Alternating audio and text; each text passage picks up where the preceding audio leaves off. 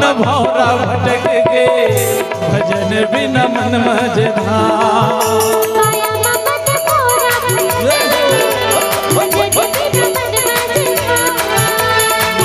मन भौरा भटक गे भजन बिना मन मझधार।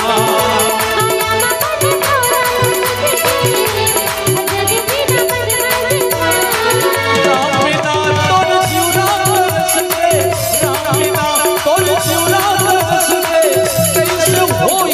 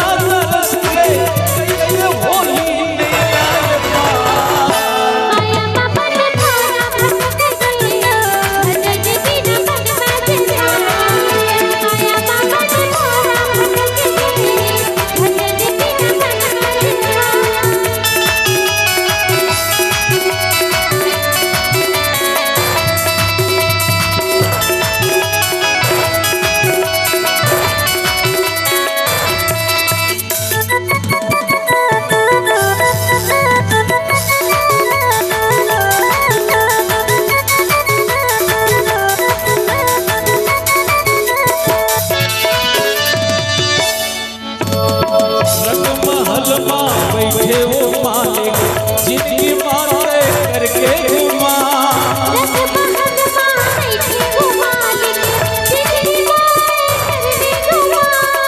रंग महल में बैठे वो मालिक जिनकी बातें करके घुमा।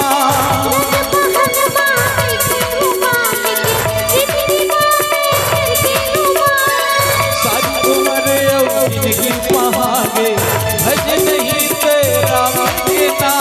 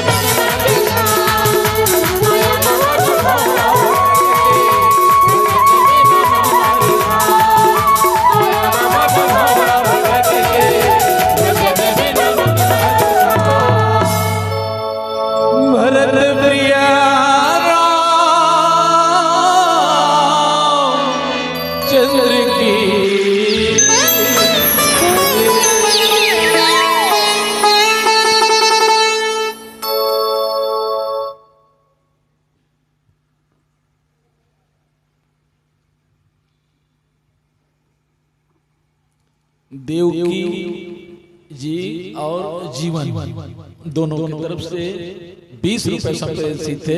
परमार